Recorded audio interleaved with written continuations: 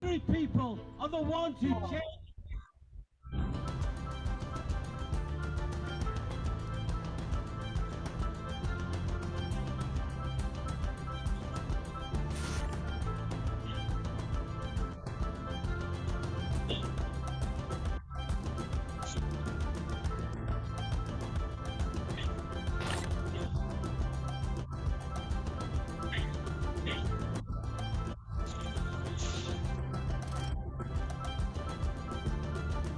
Justice is our liberation.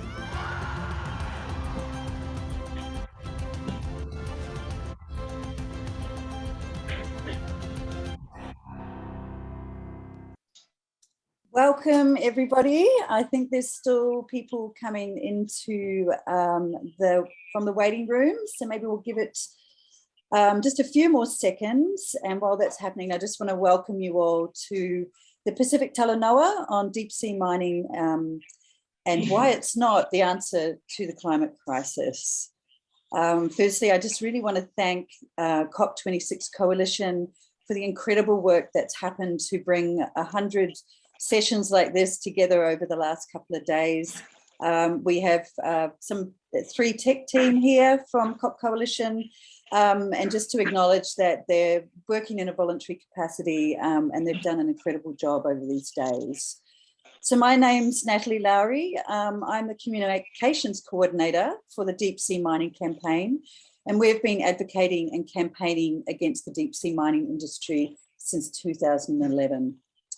I'd like to acknowledge that I'm speaking to you from the unceded lands of the Wurundjeri Woi-wurrung peoples of the Kulin Nation in Naarm. In English, most people would know that as the city of Melbourne here in Australia. I want to pay my respects to their elders past and present, and that wherever we live and walk in so-called Australia, we live and walk on Aboriginal and Torres Strait Islander land, always was, always will be. So thank you again. Just some little bit of housekeeping before we formally start the session. So through the session, if you could just remain on mute, just so we don't get any background noise. We will have a Q&A at the last part of the session. So please put any questions into the chat and we'll collect those and hopefully be able to get to most of them or all of them when we get to that session. This session will be only in English today. There will be a recording, so we're recording currently, and we hope to share that with everyone, and eventually there will be Spanish captions with that recording as well. So welcome to this Pacific Talanoa. I myself am not a Pacific Islander, but I was born on the lands of Aotearoa in New Zealand. And I've had the honour over the years through family and friends to come to an understanding of this term that's used across the Pacific, Talanoa.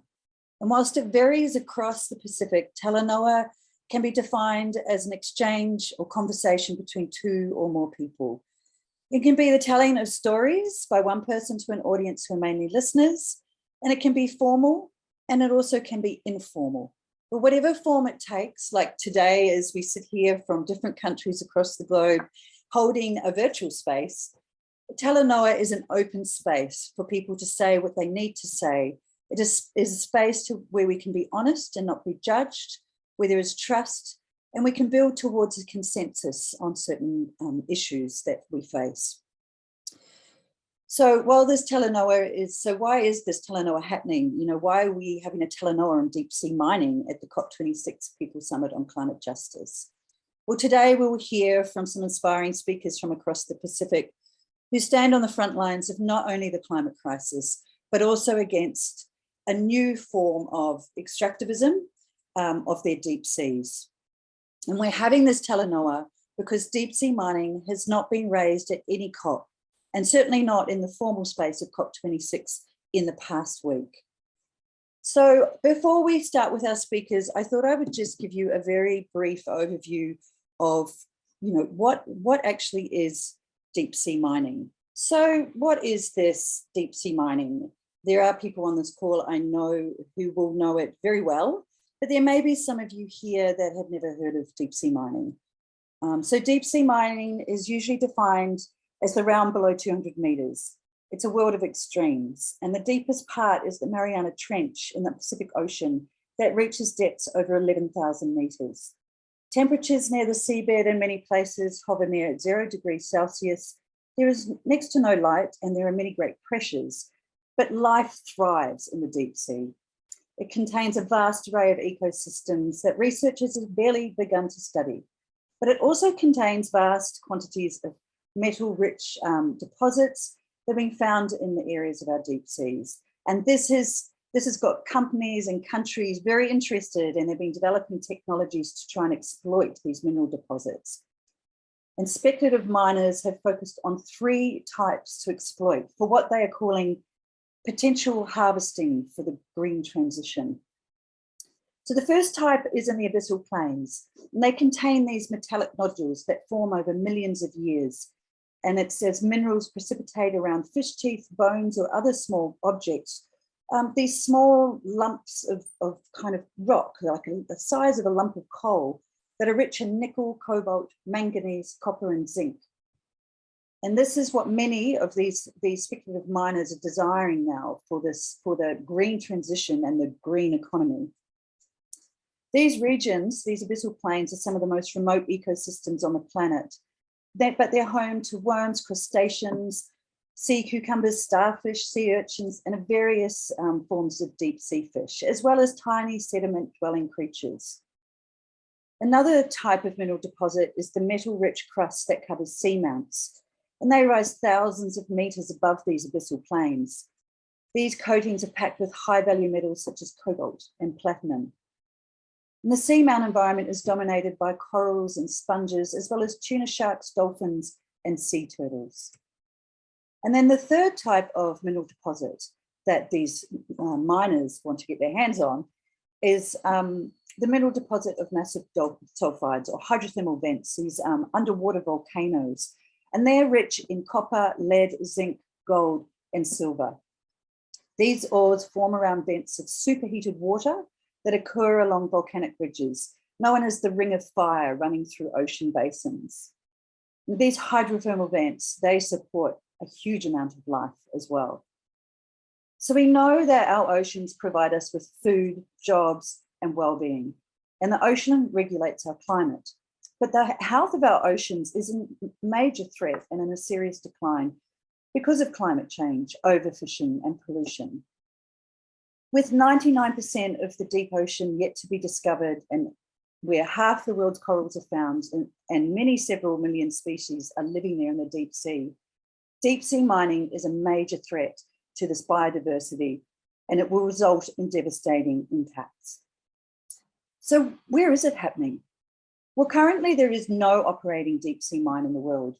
Only one site has been given an operating license, and that is in the Bismarck Sea of Papua New Guinea. And Jonathan Mesulam, who'll be speaking today, will talk to that more and talk to the resistance he's helped lead to stop that mine from ever opening up. But in the short term, it is these polymetallic nodules, these little lump-like rocks that are of interest to these miners, specifically those in an area called the Clarion-Clipperton Zone. And you can see on this map circled there, which is in the Pacific Ocean. So the idea is they will use a form of strip mining, leaving much devastation, including plumes of sediment that could spread for many kilometres beyond the mining areas and throughout the water columns of the ocean.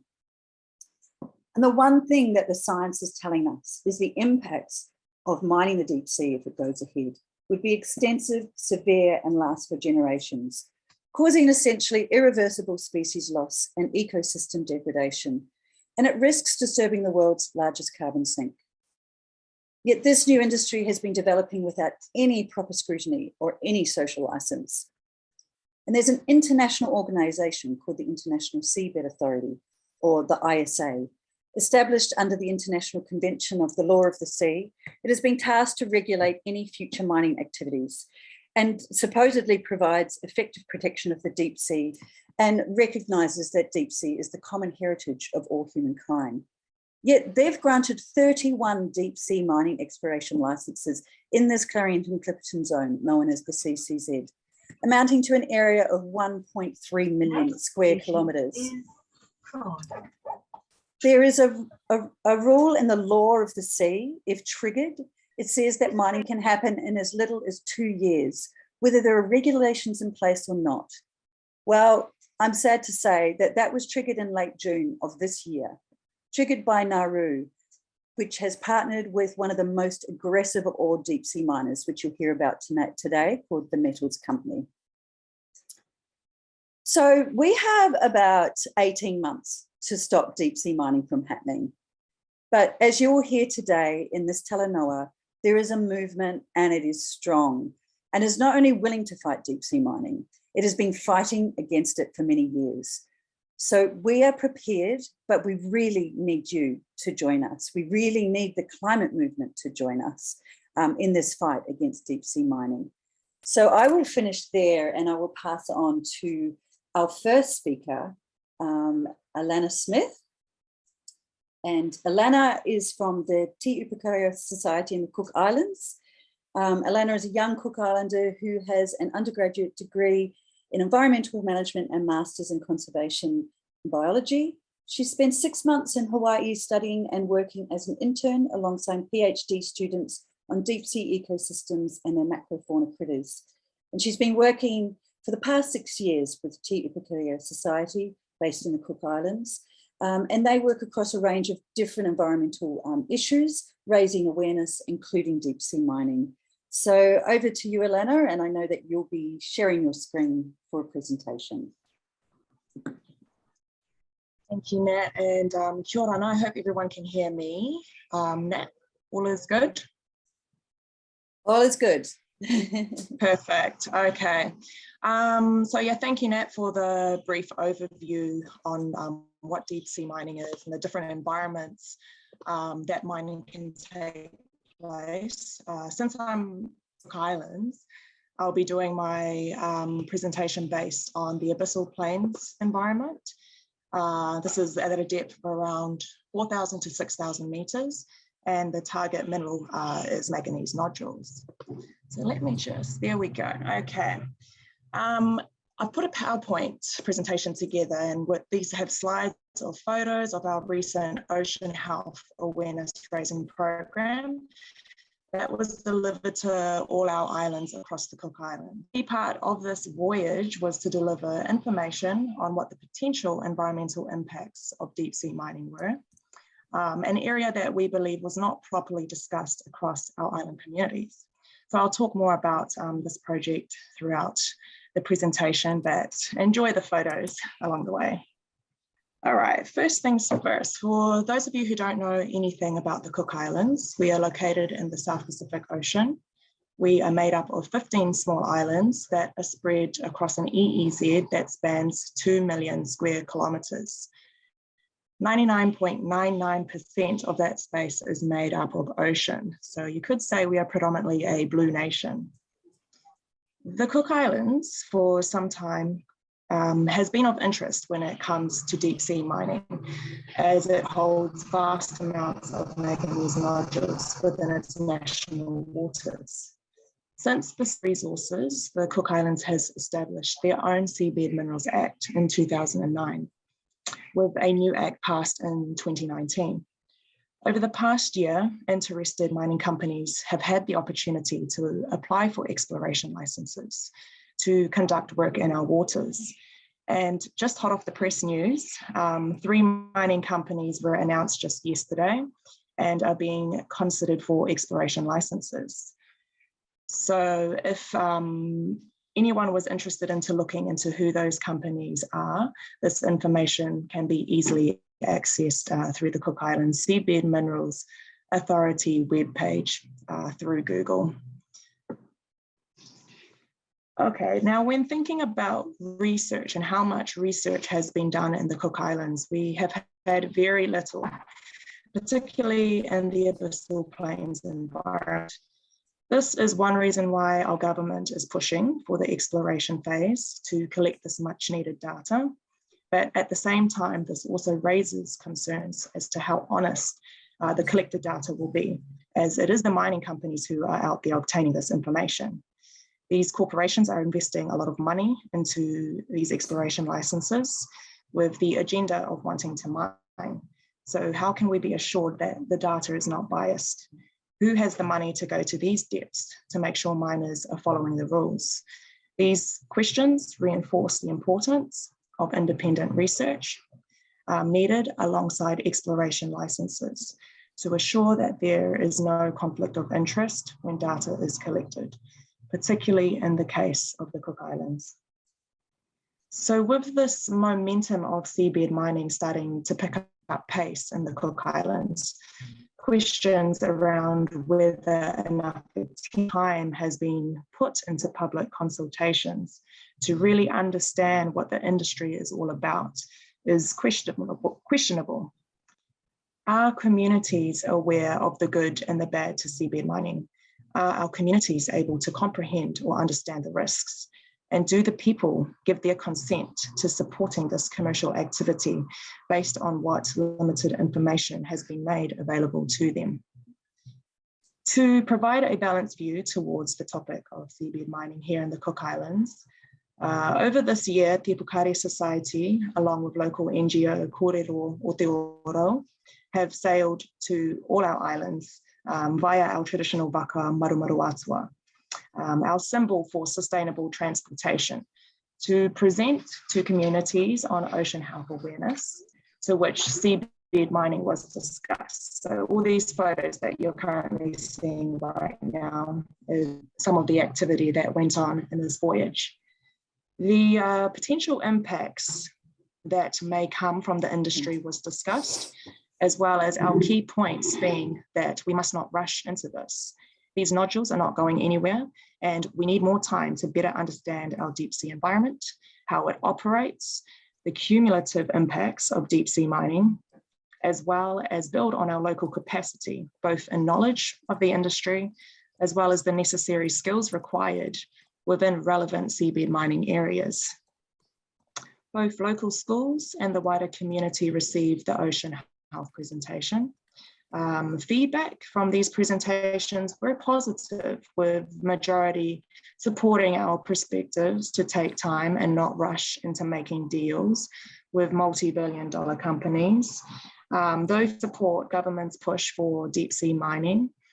Deep sea mining is super political here in the Cook Islands, and there will always be political loyalties.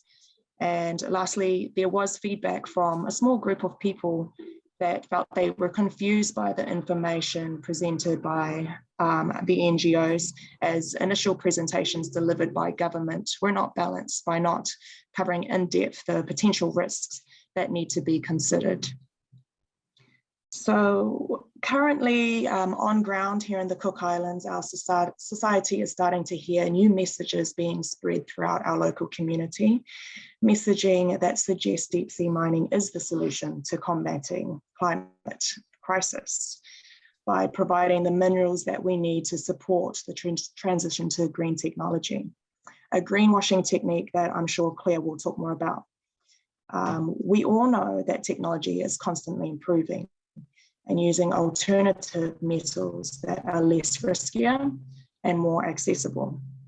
Air batteries, for instance, that are non-toxic, and organic batteries made from polypeptides are two options that we should really be giving the extra time and investment into. Today, globally, we talk about the need to strive towards a sustainable future. We are already experiencing environmental stresses, which Nat mentioned, like overfishing, ocean pollution, and the key theme of this presentation, climate change. There is currently too many uncertainties when it comes to deep sea mining. So to improve on those uncertainties, it would only make sense that more time is needed for the independent research to be collected to ensure the necessary data is there to make informed management decisions. It would be extremely premature to suggest that deep sea mining is the solution to the climate crisis. Our ocean is the biggest defense to climate change. It regulates our climate, sequestering carbon and heat. And not to forget, we as Pacific Islanders also depend on our ocean for food and jobs. So this is not an already crucial working system that we want to stuff up. Finally, supporting a moratorium of 10 years would allow for the much needed time to collect the data as mentioned and build local capacity, but it would also ensure that a period of time is set to ensure at least a decade of cumulative impacts of deep sea mining is recorded to only further improve our understanding of how much harm to our ocean we will accept. That is all from me. Nice, quick and speedy presentation. Back over to you, Nat. So much, Alanna, for that presentation and the context in the Cook Islands, and also for the incredible work that you and your team are doing. The Vaka journeys, I think, for people to understand that, you know, the Pacific Ocean is a huge area, and you may be seen as small island nations, but actually you are big island nations. You have these huge amount of waters, and this is so much part of who you are. So thank you so much. I'm now going to move on to our next speaker, who is Jonathan Mesulam.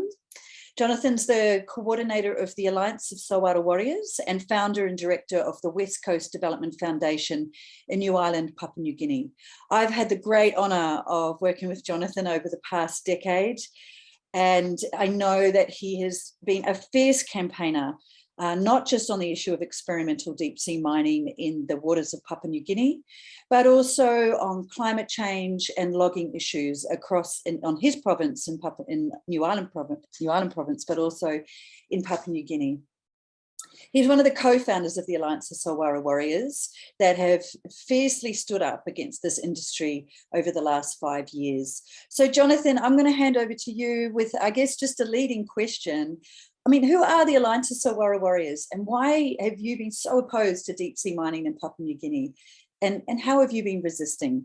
So over to you, Jonathan. Thank you, Nat. Good morning, everyone. My name is Jonathan Mesulam. I'm the spokesman of the Alliance of Saltwater Warriors. The Alliance is made up of the churches, the mainstream churches or mainline churches in PNG, the Catholic Church, UC, Lutheran, and civil societies, NGOs, coastal communities around the Bismarck Sea. Right. In PNG, the PNG government gave Natalie Minerals the mining license back in 2011. Since then, we have been opposing seabed mining because of these following reasons. One, the environmental impact. No one knows the environmental impact of seabed mining. The project that the government gave approval for is located around the active hydrothermal vents, active volcanic area, where if this project goes ahead, we don't know what will happen. So nobody knows the environmental impact of seabed mining. Even the government, the geologists, or the company, or you and me, we don't know the impact of this project. Secondly, the economic impact.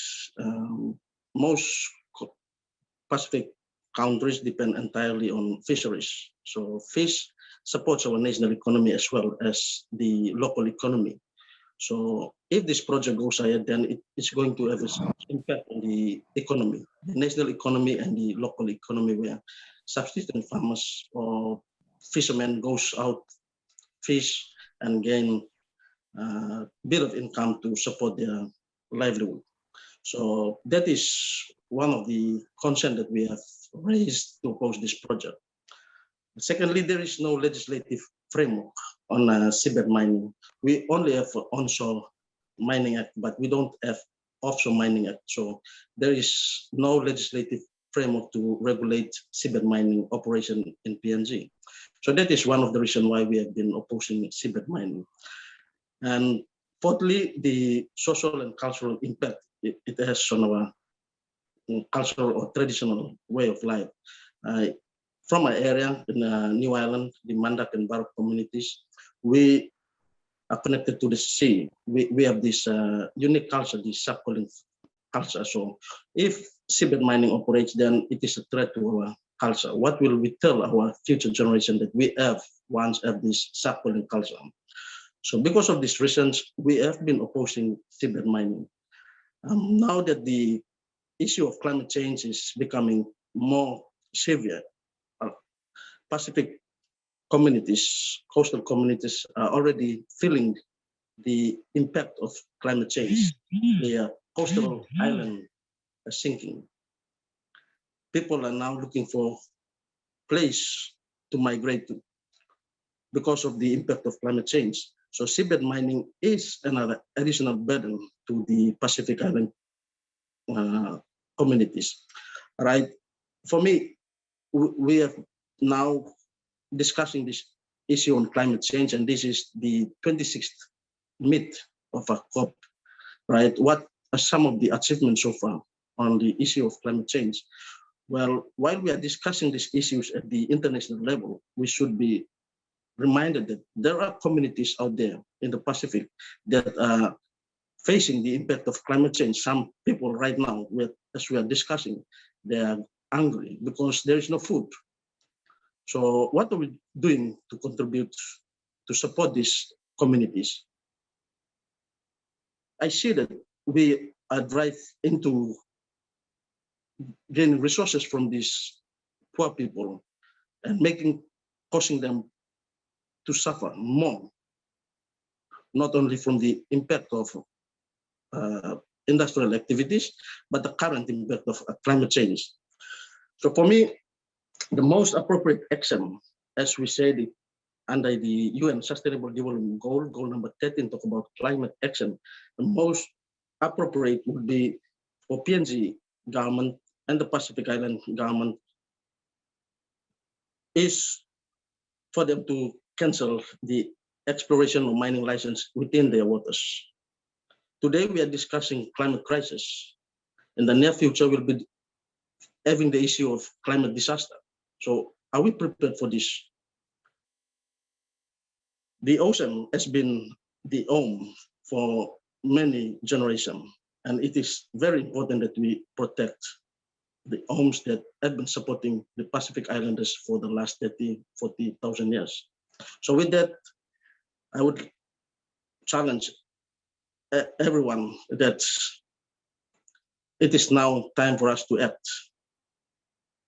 We must act and make bold decisions so that we protect our planet. We say the earth has two lungs. One is blue and one is green. What are we doing to protect this? So I'll leave you. Thank you for your time. So this is my message. We must all act to protect our planet. Thank you. Thank you so much, Jonathan. You know, in Papua New Guinea, the Alliance of Saltwater Warriors have really, really led this campaign to stop deep sea mining. And as you will see, this is a very united front we have here across the Pacific. And so I will continue on to our next speaker, Pelenatita, who is the National Coordinator of the Deep Sea Mining Campaign for the Civil Society Forum of Tonga. Tita has been campaigning against deep sea mining since 2012, so another fierce campaigner for the last decade on this issue. Tita was born and bred in Tonga. She grew up with a grandfather and an uncle who were fishermen, a father who was a farmer, and mother, aunties, and her grannies working in the Tongan arts and crafts, using products that derive from the sea, like shells, fish bones, and pearls. So Tita, I invite you to come into the screen, and I just want to, I guess, open up with, you know, there's also proposed deep sea mining in Tongan waters, but Tonga is also engaged in this international space as a sponsoring state. Can you share with us more about this, who the players are and what the issues are? So over to you, Tita, and I'll share an image for you. Thank you very much, Nat. And my appreciation to the team who actually put this together and bring our voice from the island to a larger space in the international forum. As you have stated, I will run through a really quick background of Civil Society Forum of Tonga and our engagement on the deep sea mining space, as well as reference to Tonga this involvement in deep sea mining. Civil Society Forum Tonga was incorporated in 2005, starting off with 14 members. Now we have 38 CSO members and 144 community members across the 5 islands in Tonga. Our goal objective is to represent the common voice, and deep sea mining is one of the most unifying aspects of our livelihood, especially as it relates to the ocean, which bind us together as Tongans, because we are islanders, but also give us that responsibility of being a global citizen. We started the engagement in deep sea mining space in 2012 and have been a key player and advocates for national consultation and campaign against deep sea mining. We have been advocating for a moratorium since 2012 until November last year, when we held a national consultation through Zoom across the 5 islands and have an unanimous call from them for a total ban on deep sea mining, both in the EEZ and the area. Tonga has 110,000 people as its total population. As mentioned, 5 island groups across. We have 245,000 square kilometers as total land and sea, and which 99% of it is made up of water. Again, we are a fluid economy, ecosystem. We have an equivalent total number of land areas that is being sponsored in the area. So the area that they are actually mining that's sponsored by Tonga is basically the total land area of Tonga itself. Tonga has been one of the first Pacific Islands to actually pass a Deep Sea Mining Act in 2014. Though up to today, we still have no regulation. Currently, there are 3 companies that hold exploration license in Tonga: Kyots, a Korean-based company; Tomo, an affiliate of Deep Green, now The Metal Company, Canadian-based, and Deep Blue, an Australian-based. We have the first contract with Tomo in 2008. In 2012, Tomo granted its license for exploration for 15 years. And in September 23rd this year, Tonga signed an amended contract with Tomo to increase the royalty payment from $1.25 US per ton to $2 US. According to the CEO of Geology, there is a stipulation in the amended contract this year, which automatically allowed Tomo to start a 25 mining rights once ISA approves mining rights to start, which is a speculation for 2023, now that Nauru has triggered the 2 years rules.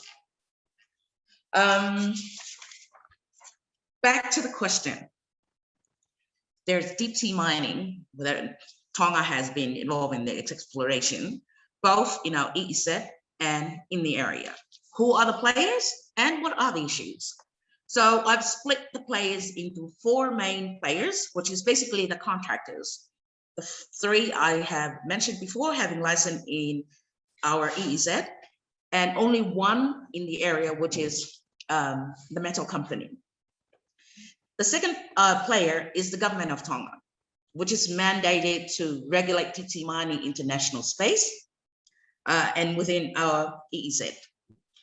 Number 3 players is ISA, or the International Seabed Authority, which is mandated to regulate and manage deep sea mining issue in the area beyond our national jurisdiction, or what referred to as ABNJ.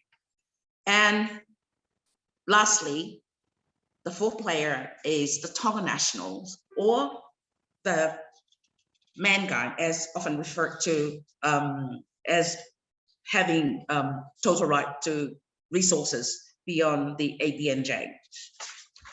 What are the issues? So I'll take each players and recount what are the issues we're actually facing here in Tonga. The first one is Tonga, which is basically have rights to mine the OEZ, and as well as the only sponsored contractors to mine in the area. Our first issue with Tonga is the effective control. This is a fully owned foreign company, which means Tonga has no effective control over Tonga. Second is the ripoff. Now they have increased the value royalty from $125 to $2. That still doesn't come up to 1% of the multi-billion dollars that will be the turnover of the profit from this mining. So, you know, how can you consider that being a fair trade? The third one is the dispute resolution. This, as a spin-off from effective control, that's part of the amended contract, means that any dispute resolution would not be settled in any court in Tonga because we don't have any effective control over this company. We have to settle it in the Canadian court, which means extra cost if there is any court case. Fourth, will not pay any tax over and beyond the royalty agreed. So won't be any corporate tax for Tonga. So the only income we're looking at, and if we go down what the government is actually doing now, is the amount that they will pay as $2 US per ton out of the million ton that they will be mining per year. And the last one is the false information that are being fed to the Tongan nationals. Nat has made reference to the thriving life and ecosystem in the deep. Ever since DOMO has started, they have been feeding this information to the Tongan population that down there in the deep, there is no life. So the kind of mentality that, you know, the locals who would not envisage what deep sea mining is, would think, oh, if there's no life there, then we can actually go ahead and mine. The bloom implication, they talk about plucking nodules off the sediments level in the deep. They talk about footprints, it'll be much, much lower or even less than the one on land. They say that deep sea mining is the answer for climate change and blue economy. We're saying here it is not. They have let on with the carrot approach to the communities. Small scholarship for high school students saying that one day you'll be employed in this mining industry. If it's 2023, these high school students would not even make it past the high school level. So how can they be employed in this industry? We're looking at the government of Tonga. No regulation. Constitution doesn't allow consultation of any bills and policy. There's an apparent lack of political will from the government. Submission to ISA seems to be favoring the corporate and company rather than supporting the life of the people. We're looking at the ISA. ISA has talked about humanity, but the reflection of the policy, the guidelines, and the common practice of not involving and opening up space for dialogue with the civil society is not a reflective of embedding this whole resource ownership on humanity. There's a lot of question about transparency and governance. There's also a lot of people with disability and children and their rights. They're not even reflected in the policy and guideline by ISA. We're also looking at the people of Tonga. They have a right. You know, they're part of the local national population, but also part of general humanity. What about their right to discuss? What about their right to contribute? What about their right to actually have feedback from the government and the ISA? They're saying that climate change will be reversed if we're actually having the minerals. But we're saying no. We have heard the two former presenters who actually came out with vouch of evidence of why we're thinking this is not right. So, Nat, I will leave it there. I know I'm running out of time, but pass it on to the next speaker. Thank you. Thank you, Tita. And actually, we're not so bad for time. We've all been pretty concise and very appreciative. But thank you so much, Tita. I noticed in the chat, Latai, who's a friend of mine, who is Tongan Australian, said, you know, this is outrageous, and it is outrageous. And thank you, Tita, for sharing that. You know, the disinformation, the propaganda that has been disseminated by these speculative miners. Particularly that there is no life in the deep sea, when, you know, this is a huge part of our planet and we're still trying to understand, and we know there's millions of species down there. So thank you so much, Tita. So our next speaker in this Pacific Talanoa, and our final speaker before we move on to the Q&A, is Dr. Claire Slatter. And Claire is a scholar activist from Fiji. Claire taught politics at the University of South Pacific for 23 years and is now retired, although she's an incredibly active member and person in this space and also many other spaces. Claire is an active member of the Pacific Network on Globalisation, and I want to acknowledge that we have Maureen and Joey from PANG here today, who have been fierce campaigners against this industry for over a decade. And Claire also represents the Global South feminist organisation Dawn on the Pacific Blue Line Collective. The Pacific Blue Line Collective is a regional organisations in the Pacific calling for a ban on deep sea mining in the Pacific and internationally. So Claire, I'll hand over to you to talk more about the Pacific Blue Line and why you're calling for a ban. And what is the context of deep sea mining when we talk about climate justice in the Pacific? So over to you, Claire. Natalie, and thank you very much to my co-panelists who've made awesome presentations. Bolivanaka, Malolele, Kiorana, Talofa Lava, Halo Ogeta, Kira, and good day, everyone. I'm speaking here for the Pacific Blue Line, a collective, of regional civil society organizations that includes the Pacific Conference of Churches, the Pacific Network on Globalisation, and Maureen Penjueli, I believe, is in the audience here, and the Pacific Island Association of NGOs, PIANGO, and Dawn. And all of these organizations, we're all based in Fiji, or headquartered in Fiji, and we work on issues affecting and threatening the Pacific region. So we're a regional network. PANG has actually been campaigning against deep sea mining for more than a decade, and most of the other organizations have been concerned about this for the last 5-7 years since DSM became such was emerging as a reality, a threatening reality. The Pacific Islands are on the front line of climate change. Our political leaders, as you all know, from Anote Tong, Tony de Broom, the late Tony de Broom, Enele Sapoanga of Tuvalu, and Fiji's PM, Frank Bainimarama, have all been globally championing the urgency of climate action and through COP.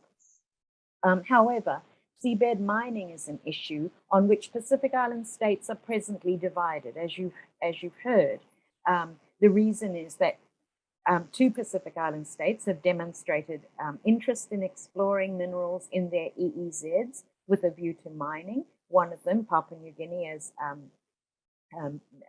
Mesulam said, has or did issue the world's first mining license. And 3 others are sponsoring states for Deep Green, now known as the Metals Company, which is actually the first mover DSM mining company to obtain exploration contracts, and which is intending to go ahead and mine in 2 years' time, thanks to Nauru triggering the 2-year rule under UNCLOS.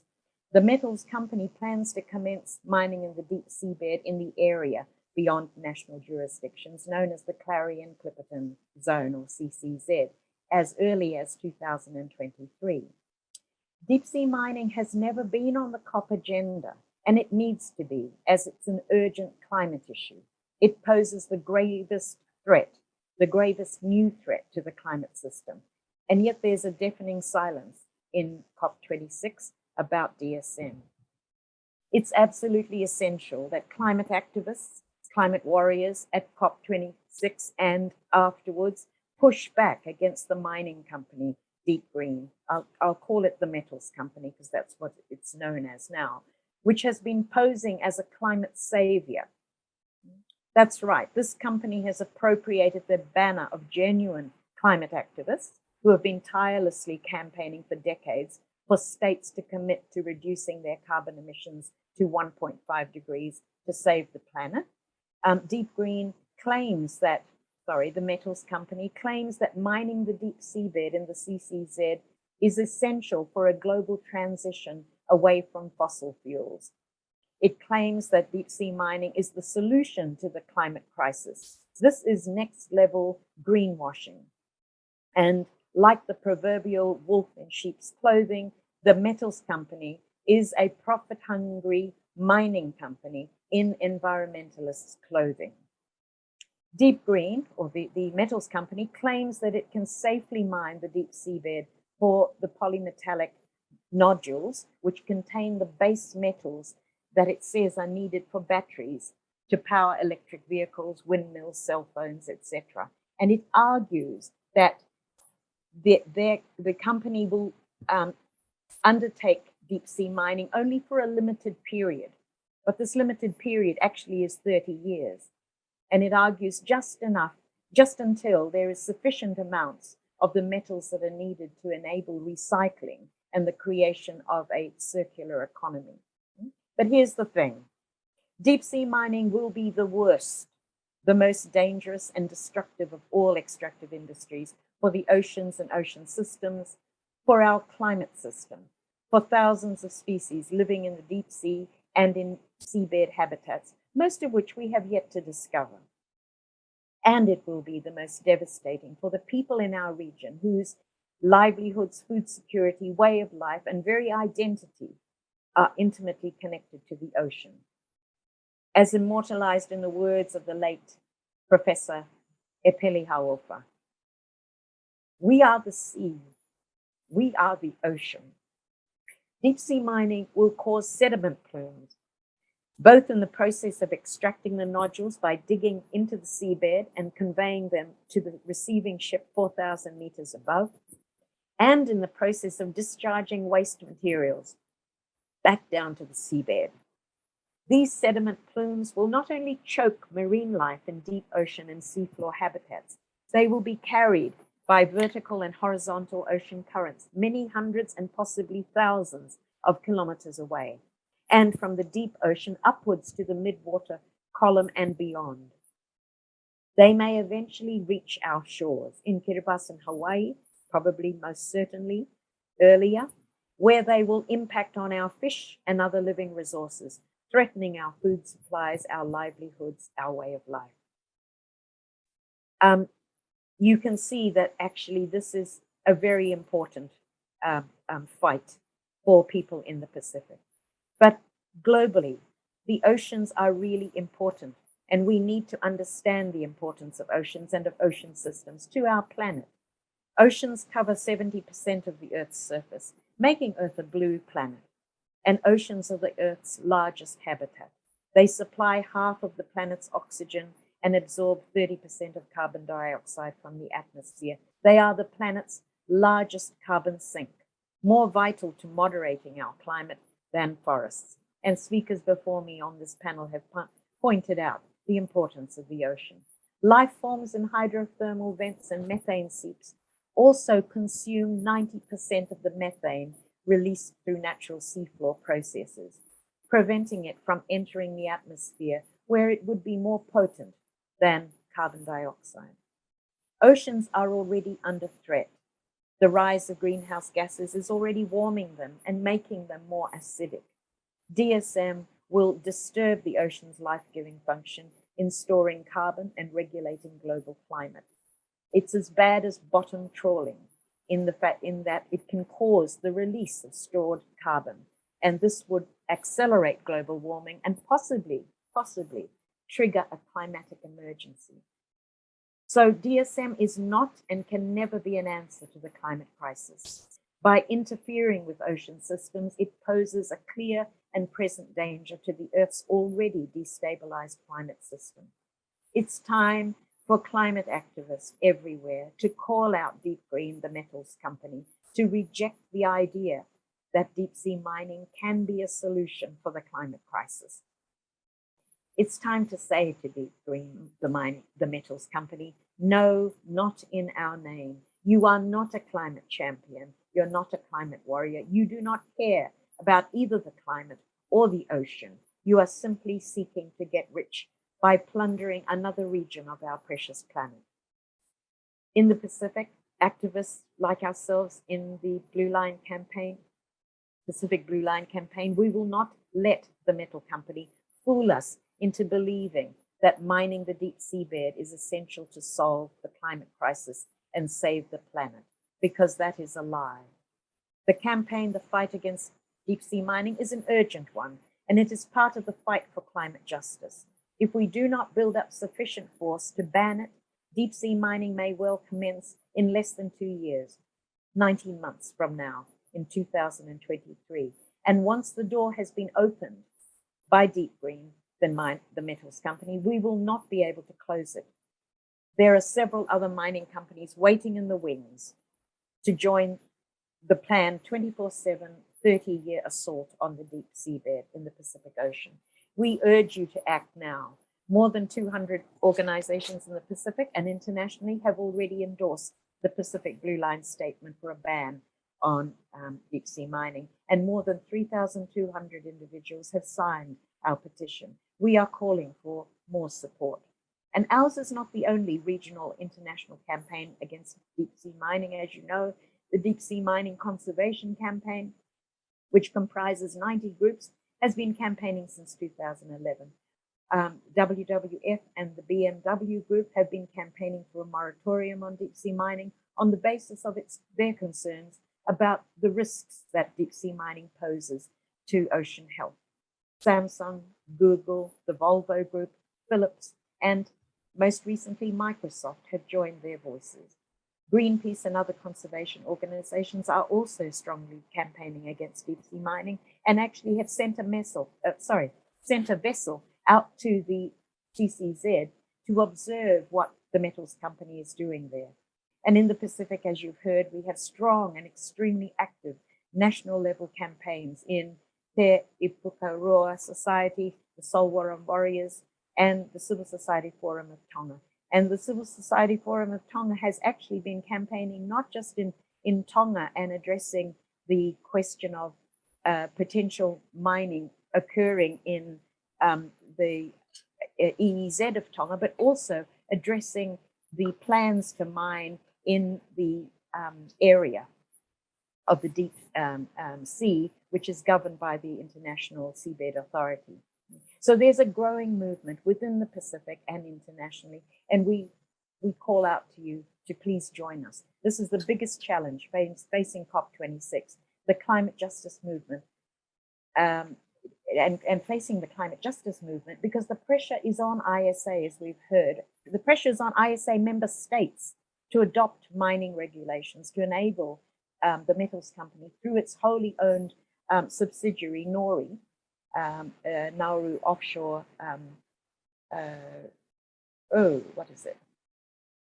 Anyway, it's a wholly owned but Nauru-based company, Offshore Research, I think it is, incorporated, to commence mining in 2023, whatever the state of regulations. Yeah, my final sentence is, we must keep carbon on the ocean floor to allow the health of the ocean to keep absorbing carbon. Just as calls are made elsewhere to keep oil and coal in the ground, so we say, keep seabed minerals in the ocean and on the ocean floor. Thank you. Thank you so much, Claire. Thank you for that very passionate call. for us to stop deep sea mining before it happens. And so now we can go into a real sort of Talanoa, because we've got about 30 minutes to open this up to question time. And I want to acknowledge there's some pretty amazing people on this call that have been really standing strong for a very long time. So before I field to some of the questions that have been put into the chat, I would like to welcome the opposition leader of Vanuatu, the Honourable Ralph Regenvanu. Ralph, I would like to pose a question to you as, you know, a political leader in the Pacific, how you see this issue. I know that you have been around this issue for over a decade as well. Would you be able to talk to what your concerns are, what your stance is on deep sea mining, and where Vanuatu sits in this space? Are you there, Ralph? Yes. Hi, can you hear me? Yes. Hi, Ralph. Yes, hello to you all. Thanks for the very informative and stimulating panel. Here in Vanuatu, we are working with the Blue Line movement to try and reiterate the opposition of civil society to deep sea mining. So we started this effort a number of years ago, and at that time, with all the information, we would try to do a big consultation, and with all the information that was given to people, there was a clear message from civil society, like in Tonga, as we've just heard, that communities were opposed to this happening, and particular groups like the National Council of Chiefs, the National Council of Women, the Vanuatu Christian Council, all have come out with statements saying we should not go down this road. And we reiterated this again this year. We held another consultation and forum this year just to repeat the call. This time it was in the context of the government developing a policy for mining in general. And so we all turned up at that meeting and made it very clear that when you talk about mining, keep the sea out of it. Talk about terrestrial mining, but do not talk about deep sea mining. And a very emphatic statement was made that we totally oppose any sort of mining, and that should be in the policy. So that was a very clear message to the government, and we're waiting to see what the policy will say.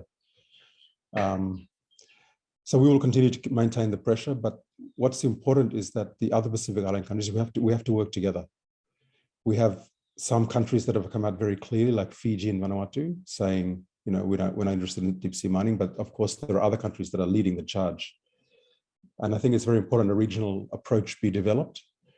And I thank the Pacific Blue Line movement for, you know, working on that. It needs to get to the political level, to the parliaments. And we also need to share experiences, because just hearing the experience of what's happening in Tonga and finding out about how, you know, when the further towards deep sea mining you get, and you start to realize, you know, the lies that are being told and so on. It's important that that discourse gets into our Vanuatu as well, so people realize that, you know, everything that's being touted as the benefits actually it isn't anything like that in the end.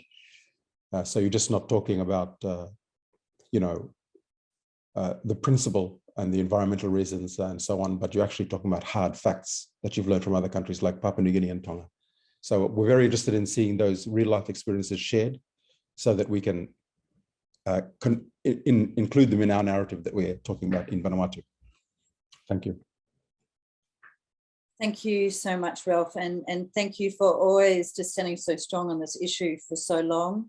And I know that Gary Juffa, who is the governor of Oro province in Papua New Guinea, is also another fierce advocate against deep sea mining. I actually wanted to, follow on from that, I thought maybe Jonathan, if you wanted to respond and maybe talk a little bit more about the work that you're doing right now as you come close to an election in Papua New Guinea. I don't know if you wanted to make some sort of comment in terms of what you're calling for. Thank you, Nat. I think it's very important that we understand this the project, like for the case of PNG, since the government has given the mining license back in 2011, there were a lot of activities that we went through, including a petition, protest march, consultation with the community, awareness, and we find that we have achieved a lot of things, but we lack political support in pushing through this campaign or struggle on the floor of Parliament. So we have some lone voices, like you mentioned, like Gary Juba, but we need more political leaders, because that is something that they are elected to do, and that is to make legislation or bills to protect the rights of their citizens. And yeah, political support is very, very important. Right, for us in PNG, we're having the national general election next year, and that is something that we'll be looking at to ensure that we get elected leaders that truly represents the voices of the local communities. So yeah, that is something that we will looking at for, in our strategies for next year. So just recently, the last month, October, I made a visit to all the Alliance of Solwara Network from Milne Bay to Medang, Manus, and Duke of York. And we all share the same message. And that is, for us, we have already put a stop to seabed mining. And the threat to us is the existing license. So we are now calling for cancellation of licenses. So that is now a new drive or campaign, is to call for the cancellation of the licenses here in PNG. Thank you. Thank you very much, Jonathan. I note there is actually a question that is asking about this movement, this United Front, and about the groups and who are cooperating. And you can hear from Jonathan in the PNG context. The Alliance of Solwara Warriors, which cover 5 or 6 provinces, have been organising. And as Jonathan said, he's been going out to all the different provinces and meeting with Alliance members to now sort of build towards the election and cancelling the licenses. I want to acknowledge that we also have Maureen Penjueli in the space, and she's leads the Pacific Network on Globalisation, which is a very powerful, fantastic regional organisation in the Pacific, who've also been at the forefront of this issue. Maureen is actually currently in Glasgow, and Maureen, I just wanted to invite you, as you are, so key to this movement as well. What are your thoughts, being on the ground in Glasgow at COP26, in terms of, whether deep sea mining is even mentioned in the kind of formal COP26 space, and what's maybe been happening in the side events? Maureen, are you available to give some comment? Good evening from Glasgow, and thanks, Nat, for putting me on the spot. I had asked not to speak because I think you've got a wonderful lineup, but I think your question is quite relevant in terms of the current UNFCCC. Obviously, oceans overall is only mentioned once, and in that in itself is part of the reason why DSM, deep sea mining, doesn't feature prominently within negotiations that's taking place last week and then obviously this week. But I think I really want to say that obviously there's been significant groundswell right across the globe now, from scientists to obviously industry players, political parties, politicians, academics, and movements really emphasizing the significance of deep sea mining in the context of oceans, but also within the climate context. And I think what it reflects is this siloed approach to the way our governance systems of the global governance systems to treat climate separate to oceans and also to biodiversity. So I think there's a lot of work being done, particularly by CSOs, to elevate the need to bring all three together, and certainly to really address deep sea mining, which in many ways is falling through the gaps. And obviously with the kinds of challenges, governance challenges at the ISA, we need to deal with DSM across, the CBD, BBNJ instrument, and certainly the climate UNFCCC process. But, really wonderful to see so much support externally. And I think the voices on oceans and on DSM is certainly getting traction. So hopefully by 2022, we will see oceans and deep sea mining on the formal agenda for negotiations. Thank you, Nat. Thank you, Maureen, so much for that. I hope you're keeping warm in Glasgow. And rightfully so, I'm bringing it back to these amazing speakers that I get to share space with often.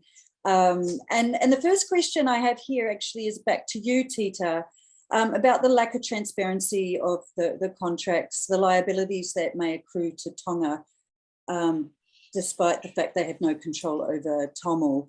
Would you be able to speak a little bit more to that? Thank you, Nat. I think that's an area we're actually working on. At the beginning, civil society have always been pushing to have that transparency reflected within the national space. But as per our constitution, it does not obligate the government to do this.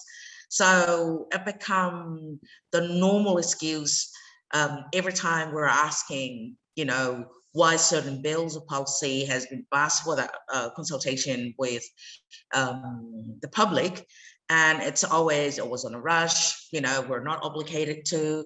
So, but, that this is something that has been reflected under the ISA regulation, that whole consultation process that need to take place on the national space.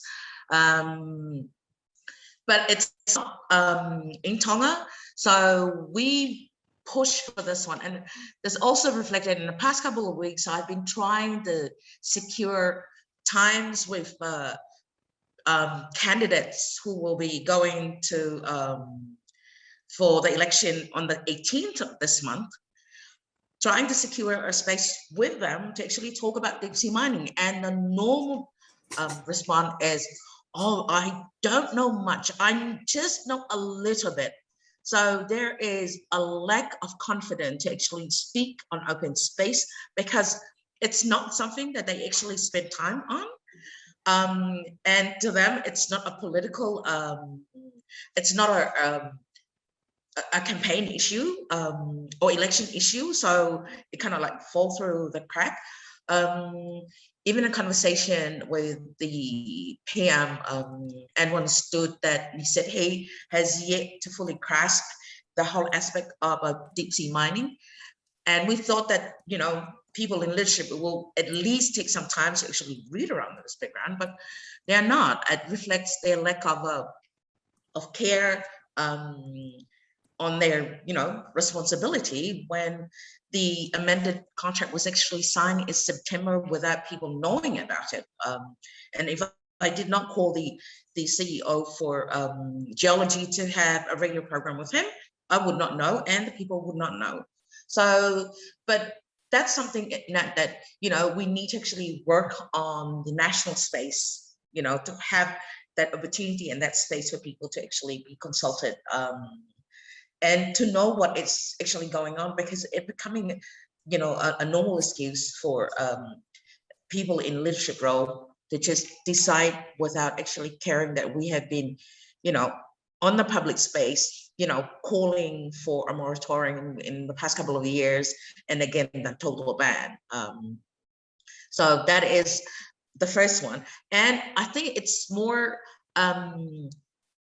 aggravated, this kind of frustration, because it's also reflected in the ISA space.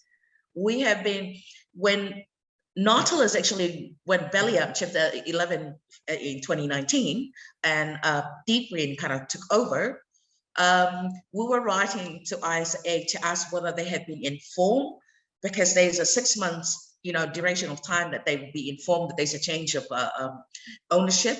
And then, that new ownership has to go through the whole scrutiny of being assessed. We did not have any good response from. We have one line saying that Tonga has already informed, and this letter from the Secretary General was not satisfactory. We asked to be whatever paperwork that was exchanged to be posted in the website. It was not. So yes, it's not only on the national space, but it's also ISA, whom we thought they are trustees for, humankind, but not so much as we felt. Thanks, Tita. And, I guess this incredible lack of transparency and accountability, and going back to you, Jonathan, in Papua New Guinea, there's incredible lack of social license, to actually even operate. Jonathan, in Papua New Guinea, I know that you are a plaintiff in a court case there, court action. And I guess the question is, how did the PNG government make a decision to give Nautilus, which I want to make very clear that some of the people who set up Nautilus Minerals in Papua New Guinea are now very much the people of the metals company, formerly Deep Green, who are aggressively PRing, the pro-deep sea mining spin. How did the government of PNG make a decision in Papua New Guinea to go ahead with deep sea mining? Thank you, Nat. I think they just used the Onshore Mining Act on the section on offshore. I think for oil and gas section that is for them to use that as part of the project on deep sea mining. But in fact, we do not really have a offshore mining act. Yeah, so that is something that we has been taking this case up with our lawyers, the CELCO, with MRA for lack of information. And the case that we have with the MRA is on the information should be made available, accessible to everyone. So we have the right to have this information. Thank you, John. Thank you. I think it's really important to disclose that the metals company actually have a person that's entered the space. I'm not sure how our panelists feel about that, but I think what it says to us is that this is a very strong movement, so much so that the company wants to actually see what we're about. So we're going to take that as a compliment. And I think, it's very clear how aggressive these companies are. And, here they are sneaking into our space, wanting to hear what we're doing. So I'm actually going to turn to another question that's been asked by Dr. John Childs, and it's for all the panel. And it's like, do spiritual beings inhabit the deep ocean from your perspectives in Tonga, Fiji, Cook Islands? And John himself has done quite a bit of research in Papua New Guinea with Jonathan and the community there around, Masalai, these spirits, which are of major importance there. So are these spirits or these connections, these cultural spiritual connections, important also in Tonga, Fiji, and the Cook Islands? Maybe to you, Alanna? Yes, sure thing. So like Tita was saying, actually, before Christianity came in the Cook Islands, we had Tangaroa, the god of the sea, which our people would praise and worship. So there is, that connection with Tangaroa right there. And on Marumaruatua, the traditional sails, we went to all the islands. We have Tangaroa still on those sails today and on our $1 coin, actually. And yeah, I guess it's a bit contradicting too, because the Cook Islands has been known to be this one of the biggest multi-use marine parks in the world, and the name of that marine park is Marae Moana. And Marae, that's a very sacred name. So, there's questions about how how can such not sustainable activities like seabed mining take place within a marae, something very sacred? So, yeah. Thank you, Alanna. And I think, before I maybe ask you, Claire, and also Tita to comment on this, I think one thing that's really clear when I listen to my Pacific brothers and sisters is this interconnection. And the industry talks about there's nothing down there, there's no connection. But actually, in the Pacific, you are totally connected to your oceans. And the deep sea is connected to everything, your whole livelihoods, your cultural and your spiritual connections. And I think this is what's missing in the industry, they don't see. And even for people who don't live by the oceans, or maybe don't even see the ocean is connected to all of us. And so I might throw over to you, Tita, because I think you have better words for this than I do, to be able to just talk to the spiritual, cultural connection that you have in Tonga. Oh, thank you, Nat. I think Alanna kind of make reference to Tangaroa, which is kind of, quite common amongst the Polynesian culture and the relationship that we have with the sea. We have been doing meeting and consultation and tracer survey across the 4 main islands, with the exception of the one extreme next to Samoa because of the geographical challenges of going there. Is one boat, one ship per month.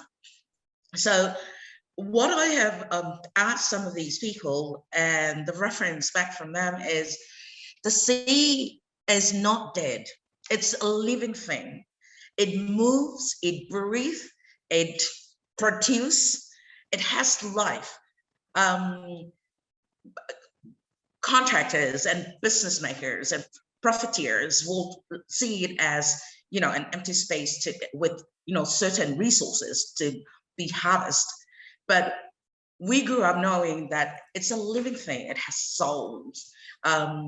You hurt the ocean, it'll eventually hurt you back.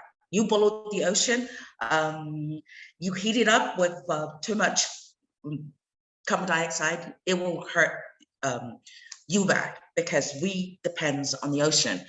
There are a group of people whom have, had gods that used to be sharks or, octopus.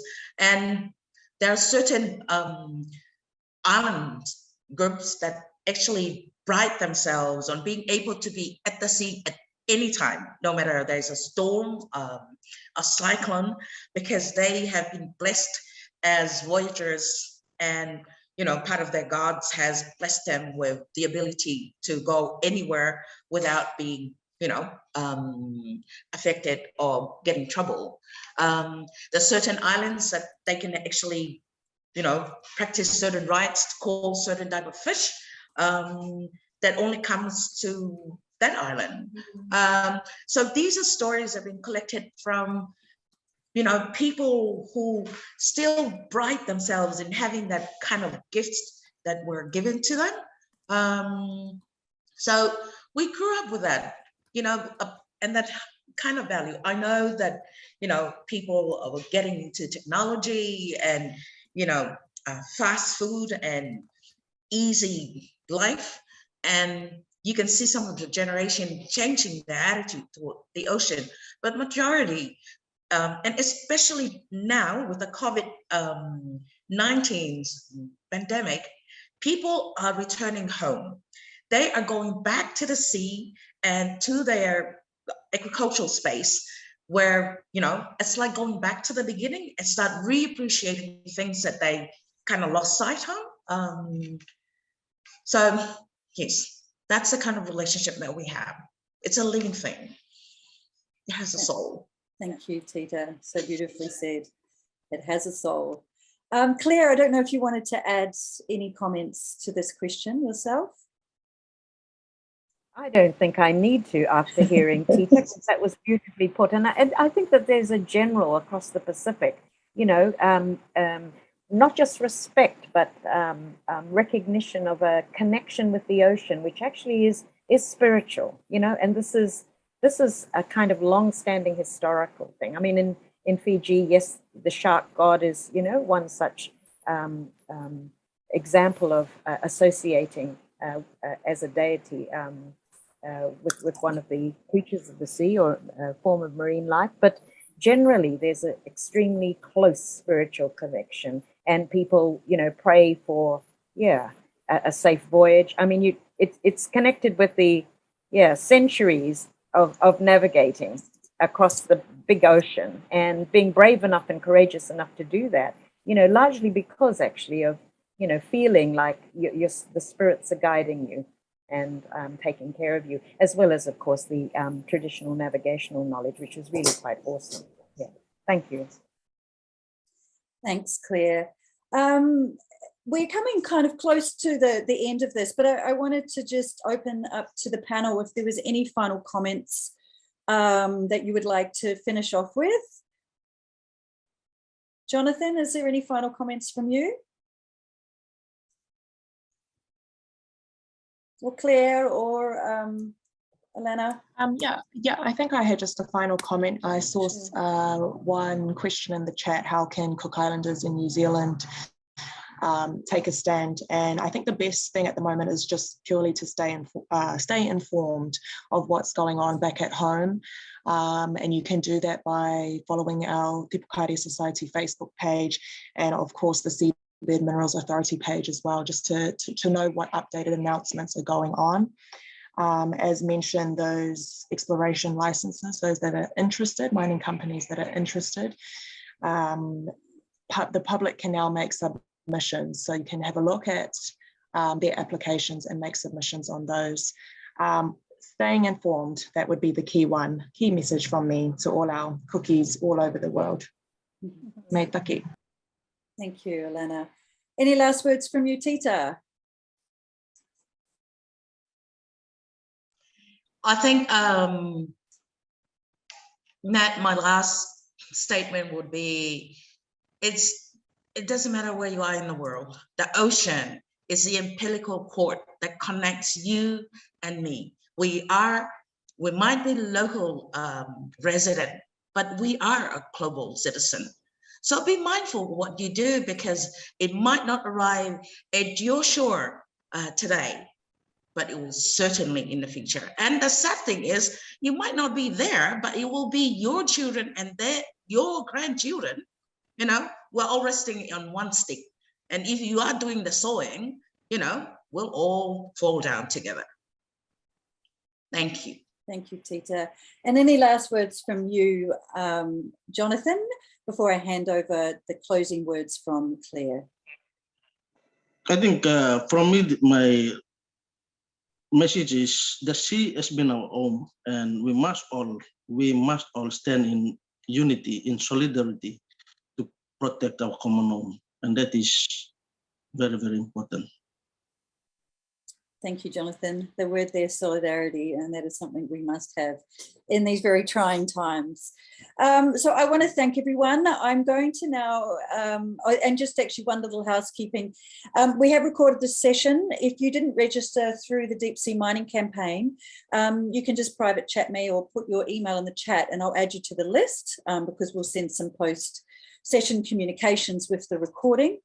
But I'm now going to hand over to Claire to close the session, and she'll be closing with one of the questions that was put in the space, which is sort of like, what is happening and what can we do to really take part in this incredible movement to stop deep sea mining? So Claire, over to you to close the session. Unmute. Yeah, thank you, Natalie, and thank you to all the panelists, and thank you to everyone who's participated and come in to be part of this session. It's been wonderful to see so many coming in. Okay, so I'm just going to close by saying some last words. Firstly, to remind or to let everybody know that activists in the Pacific region are alert to the lessons from our history.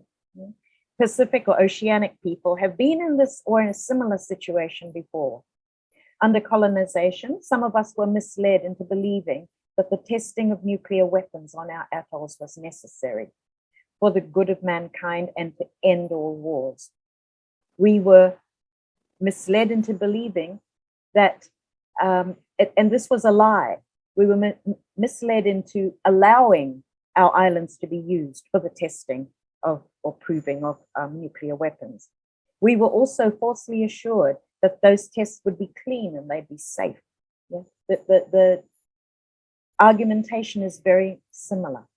Some of our people unwittingly became effectively complicit in the development of dangerous nuclear weapons, which are now, under international law, illegal. We will not allow, or we will not let the metal company fool us into believing that mining the deep seabed is essential to solve the climate crisis and save the planet. Not only is that a lie, we will be the first line communities to suffer the effects of what damage will be done by deep sea mining. I want to echo what PANG coordinator Maureen Penjueli said in a panel in Glasgow a few days ago, which is we have 19 months, I think she said 18 months, but if you count December this year, it's 19, to stop DSM from commencing. That is the challenge. We have to do this, and we can do this. The tide of public opinion is turning against deep sea mining.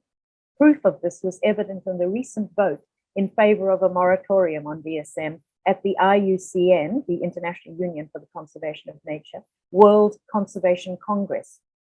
At the Congress, a motion was put to support a moratorium on deep sea mining, and 82% of government representatives and 95% of NGO representatives voted overwhelmingly in favor of a moratorium on deep sea mining. You know, we feel that the force is with us, but we need climate activists to join us, to join the call to leave the minerals on the deep seabed, to save us from the very real threat of a seabed mining triggered climate emergency. And I think we also need to expose the greenwashing and the pinkwashing, which I haven't said anything about, but the ISA and Deep Green are actually also claiming that this is what they're doing is going to be going to help achieve the Sustainable Development Goal 5 on gender equality. And this is by giving scholarships and training opportunities to women. ISA has started to claim, a contribution being made towards the achievement of SDG 5 for the same reasons or based on the same argument. We also need to challenge the idea that the common heritage of mankind, which is the notion behind it's the notion behind the idea that the minerals on the deep seabed are there to benefit everybody equally or all states equitably, right? And you know, this is seen as therefore on the part of small island developing states, a argument for our right to a fair share of those resources. We have to challenge that because in fact, the common heritage of mankind can be interpreted differently. It can be interpreted as to preserve that heritage, not of the deep seabed metals, but of everything in the deep sea and in the ocean and in the deep sea area beyond national jurisdiction, to preserve it, to leave the ocean and the deep seabed in the pristine state in order to preserve and show respect for other life forms than human life. And I think that this is one of the things that we really need to bring to the forefront. We are not the only ones on this planet. We need to care about every single other life form that exists. And, you know, we are the ocean, as has been said. And it's actually to remember our origins, actually. You know, the ocean is where we all emerged from. If you look at the whole evolutionary idea of how life began. So those are my concluding words. And this has been really lovely to hear, especially for me to hear the wonderful presentations from Papua New Guinea, Tonga, and Cook Islands, because they've been fighting on the ground, and just awesome work that's been done in all those countries by the activists that you've heard from today. And thank you, Natalie, for having the wonderful idea of holding this, this session within COP26 space. And we hope that we will have a whole lot of you who have been tuning into this session join us in the campaign, because and take the campaign on and make it your own, because it's really, really important that we stop DSM commencing. Once it's opened, the floodgates open, there will be no stopping it. And we can't afford to let that happen. Thank you very much. And goodbye for now. And I wish you well in the last week of COP26, all those of you who are in Glasgow. Vinaka.